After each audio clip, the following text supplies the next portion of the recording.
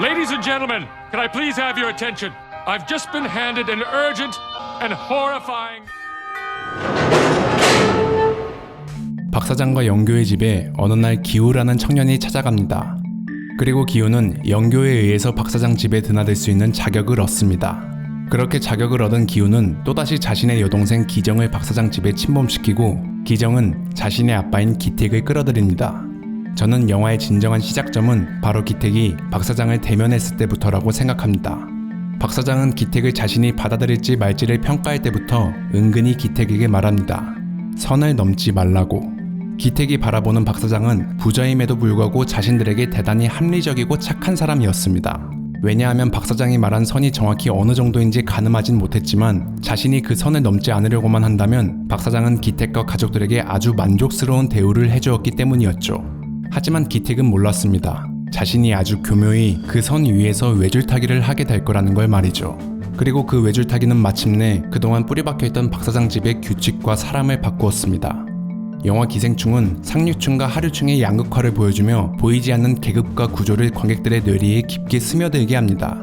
그렇기에 영화를 본 관객들은 대부분이 찝찝함을 느꼈을 겁니다.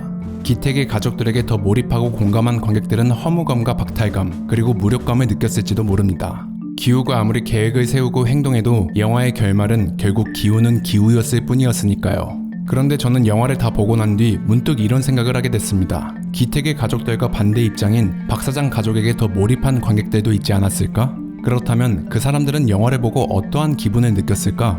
그렇게 시작된 물음은 하나의 답변과 하나의 질문을 계속해서 생성했고 그 꼬리에 꼬리를 무는 질문들의 마지막 답변은 꽤나 섬뜩했습니다. 오늘 저는 봉준호 감독이 박 사장의 입장을 살고 있는 사람들에게 보내는 메시지를 감히 추측해보는 시간을 가져볼까 합니다. 먼저 영화에 대한 이야기를 하기 앞서 언어학에 관한 이야기를 잠깐 동안 해보겠습니다. 스위스에서 어느 날 천재 언어학자인 소시르가 이런 말을 했습니다. 언어에 관해서 기호와 지시체 간에는 어떠한 유사관계나 일치관계가 없다. 이해가 쉽게 컵을 예로 들어보겠습니다. 물을 마실 수 있게 하는 그릇을 우리는 컵이라 부릅니다. 그리고 여기서 우리가 부르는 컵은 기호입니다. 또한 물을 마실 수 있게 하는 그릇 그 자체는 지시체라고 부릅니다.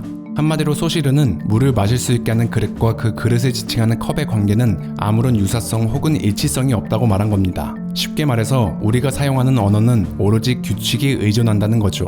여기서 헷갈리시는 분들을 위해 더 쉬운 예를 활용해 보겠습니다. 어떤 두 사람이 장기를 두려고 합니다. 그런데 두 사람 중 한 사람의 장기말이 없어진 상황. 결국 두 사람은 굴러다니는 병뚜껑을 하나 집어 그 병뚜껑을 장기말로 대체하자고 합의를 봅니다. 그렇게 두 사람은 아무런 문제 없이 장기를 둘 수 있게 되죠. 이 장기 예시를 언어 활동으로 바꿔보자면 결국 우리가 쓰는 단어도 사용하는 사람들끼리 규칙만 같다면 단어가 바뀌어도 아무 문제가 없다는 겁니다. 그리고 소시르의 이 언어학을 영화 기생충에 대입해보면 정말 재밌는 그림이 펼쳐집니다.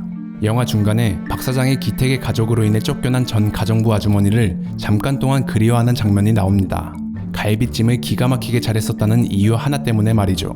하지만 곧 박 사장은 그 그리움을 쉽게 떨쳐내며 이런 말을 합니다. 가정부는 세고 셌다. 이 대사를 보면 박 사장은 소시르의 이론을 아주 잘 따르는 사람처럼 보입니다.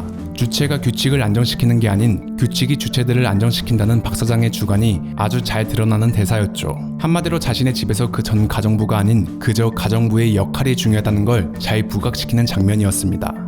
이런 주관 때문인지 박 사장은 자신이 정한 선 안에서는 예의를 아주 잘 지킵니다. 그렇지만 자신이 규정하지 않는 선 바깥부터는 기택에게 심한 모멸감을 선사하는 제스처와 말들을 자주 보여주게 되죠. 그렇기에 기택은 박 사장이 정한 선 위에서 외줄타기를 하기 시작합니다. 그의 행동과 말들로 인해 박 사장에 대한 기택의 신뢰가 흔들렸기 때문이었죠. 그리고 기택의 외줄타기와 함께 박 사장의 집, 그러니까 박 사장의 집의 규칙이 무너지기 시작합니다. 집에서 절대적인 위치를 차지하고 있는 박 사장이 아닌 기택에 의해서 결국 박 사장네 집 규칙과 사람이 바뀌어 버린 거죠. 왜 이렇게 되었을까요? 아까 전 소시르의 언어학을 다시 언급해보자면 우리는 태어나자마자 언어라는 규칙을 아무 이유 없이 받아들여야 합니다. 마치 기택의 가족이 박 사장 집에 처음 들어섰을 때와 같이 말이죠. 이 규칙은 거의 절대적인 규칙입니다. 이 규칙을 지키지 않으면 우리는 이 사회 구조에서 살아남을 수 없게 되죠. 또한 이 규칙은 사회 공동체의 약속이기에 쉽게 변하지도 깨지지도 않습니다. 하지만 아예 변하지 않는 게 아닙니다. 규칙을 따르는 구성원들이 아주 조금씩 그 규칙들을 변형해서 사용하게 되면 그 변형된 사용 또한 규칙이 됩니다. 한마디로 언어에서 문법은 사용자들에 의해서 조금씩 유동적으로 변할 수 있다는 거죠. 그럼 다시 영화 이야기로 돌아와서 박사장 집에서 박사장의 규칙을 따르는 사람은 박사장 가족분일까요? 아니죠. 박사장 집 지하에 살고 있는 전 가정부와 남편을 포함해서 기택의 가족, 그리고 박사장과 그의 가족들 전부 다 규칙을 따르고 있었습니다. 하지만 박사장의 마음에서 우러나오지 않는 태도는 기택의 신뢰를 흔들기 시작하고 그 흔들림은 기택의 가족들을 흔들어 결국 기택의 가족과 전 가정부 가족에게 불화를 일으킵니다. 그렇게 그 불화는 규칙을 흔들리게 하고 박사장의 집에서 먹이사슬 최하층이라고 볼 수 있던 전 가정부의 남편은 칼을 뽑아서 기택의 가족들을 공격합니다. 그리고 그 칼날은 결국 박사장 집에서 기택과 전 가정부 가족들과는 완전히 다른 세상에 살고 있던 박사장의 심장으로 직행합니다. 제가 생각하기에 이 영화 기생충은 박사장 가족의 관점으로 보고 있던 사람들에게 아마도 굉장한 섬뜩함을 선사하지 않았을까 싶었습니다. 자신과 전혀 상관없어 보이는 칼날이 결국 자신의 마음과 태도로 인해서 자신에게 다가오는 게 아닐까 하는 불안감을 안겨주었을 테니까요. 어쨌든 정리해보면 영화 기생충은 기택의 가족들에게 몰입하는 사람들에게도 불쾌감을 주었지만 박사장 가족들에게 몰입하는 사람들에게도 섬뜩함을 주었던 웰메이드 영화였습니다.